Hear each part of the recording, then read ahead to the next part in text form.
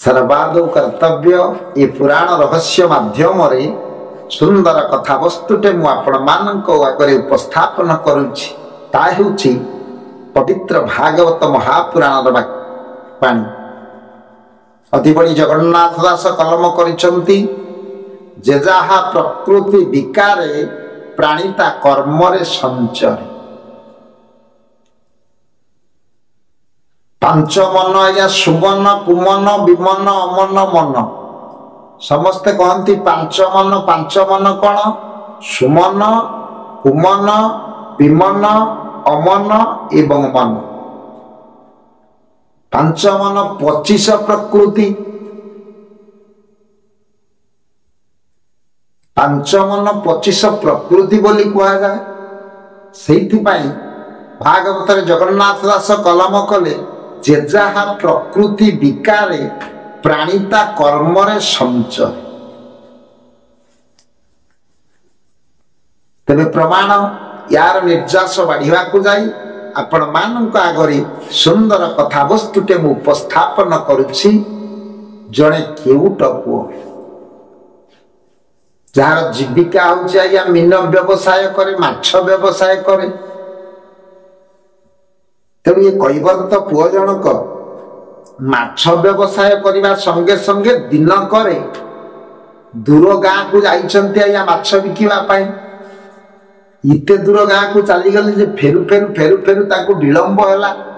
संध्या आसीगला अंधकार आसिला धराबक्षरे से यथा स्थान रे आसी पहुंची पारले ना।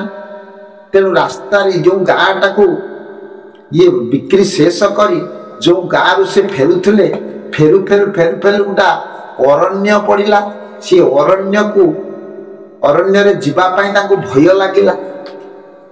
कहला ये अरण्य किड़ी भीतग्रस्त ए जगह जंगलटा को अतिक्रम करी एका केमिति जाई परिबो अंधकार हलानी हुए तो हिंस्र जतु ए जंगल रे थिबे। तेणु देखिला अल्प दूर रे गोटा कुड़िया घरटे देखा जाउछि। चिंता कले जाउछि बाबूंक घरे कुड़िया घरे आज रात्रि यापन करिबी रात्रिटा कटी कटे दे भोर भोर प्रभात उठिक चली यही कथा चिंता करी जो कुड़िया घर निकटरे ये कैवर्त पुओ जनक पहुंचले। ये तो मीन व्यवसायी व्यवसा जाई पहुंची गले देखिले सेटा साधारण घर नुह गोटा मालीर घर। पुष्प चयन करती पुष्पालक भाव में प्रभुंक निकटरे सेवारे जो माने रत थांती मालिस्ता बेले पुष्पालक होई सेबारे लगी थाए। तेणु ठाकुर को फूल जोगाए तुलसी जोगाए एमती आज्ञा केते प्रकार गण करे ठाकुर को सेबारे से लिप्त थाए। इटा हूँ गोटा मालीर घर जी कि प्रभु को सेबारे लगी था। किंतु लोक जनक जाई जिते पहुंची गले कहले आज्ञा आपण जदि निर्देश दियंते आपणकर टिके अनुग्रह होंता मु आज रातिटा आपणकर इठी कटई दियंती मो घरटा अनेक दूर प्रभात उठी मु चली। अरे गोटे लोक जिते शरणार्थी रही आसुंच सी माली जनक आ मना कर पारे ना कहले ठीक अच्छे आपण आम ये कुड़िया विश्राम नियंतु प्रभात उठी आपण जीवे आ।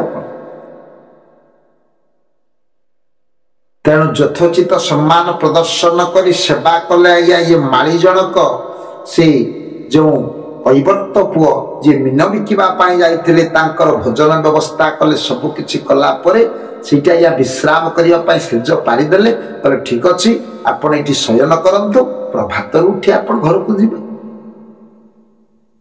ये कैवर्त जनक जेतेबेले माली घरे रहिले ये माली कोन करिछि फूल बगीचाटे करिछि केड़ी सुंदर फूल सब मंडा फूलटे लगेइछि गोलाप फूलटे लगेइछि चंपा फूल लगेइछि विभिन्न किस्मर फूल आज्ञा अच्छी उद्यान रे कि सुंदर सुंदर मल्लीटे लगे जहाँ पुष्पर सुगंधरे महकुची तांकर कुड़िया घर। ये जो लोकटी शोईथिला ये कैवर्त पुओ सेज तो पारी देइचंती सुंदर भाव सेज पारिचंती मशारी टणा होइछि हेले आ ये कैवर्त पुओ को आ ये माली घरे आ निद आसुनी।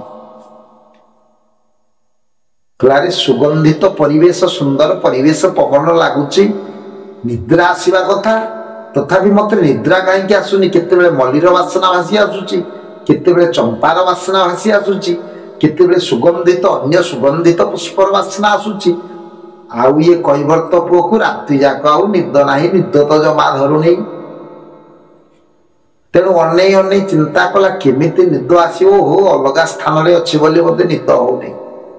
तेणु चिंताधारा नेला, अरे मो जो माछ बिक्री करिया पाई जाइथिले जो टोकेईटा, से टोकेईटा तो दूर रे रखी दैचंती। कहले ये टोकेईटा बोधे मन रे आशंका आसुची टोकेईटा कुआड़े कि नहीं जियो। तेणु कौन कले से माछ जो टोकेई रे बिकिबा पाई नियंती, से टोकेईटा को आनी आइया मुंड पाखरे की रखिदे। ये कैवर्त पुओ टोकेईटा को आनी जेतेबेले मुंड पाखरे रखिदेले, दक्षिणा पवन धीरे धीरे बहुची। तेणु से टोकेई रे जो माछर बासना सेईटा जेतेबेले बाजिला आइया ये कैवर्त पुओ नाकेरे, ता गंधटा जेतेबेले बाजिला आउ पुष्पर गंध आउ नाकको आसिला नाई नासाको।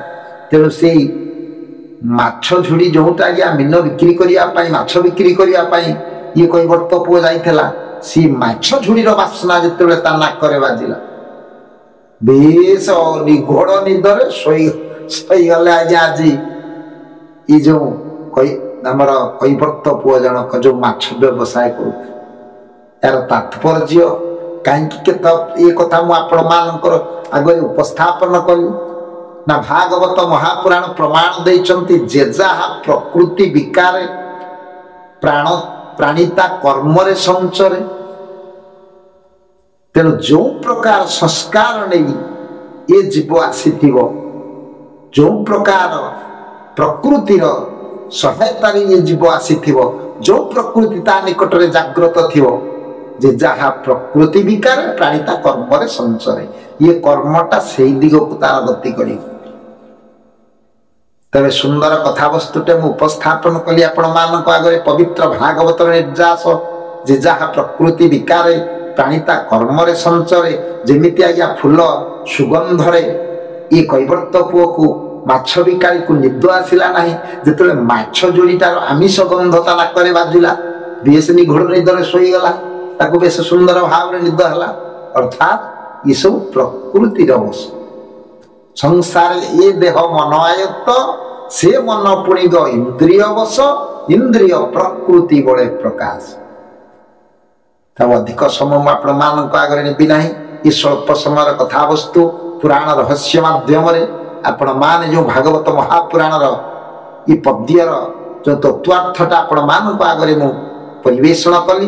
ये कथा वस्तु को मुझे विश्राम दूची। परवर्ती अध्याय रे आउ गोटे सुंदर कथा वस्तु नहीं आपण मानक आगे मु उपस्थापन करी। नमस्कार।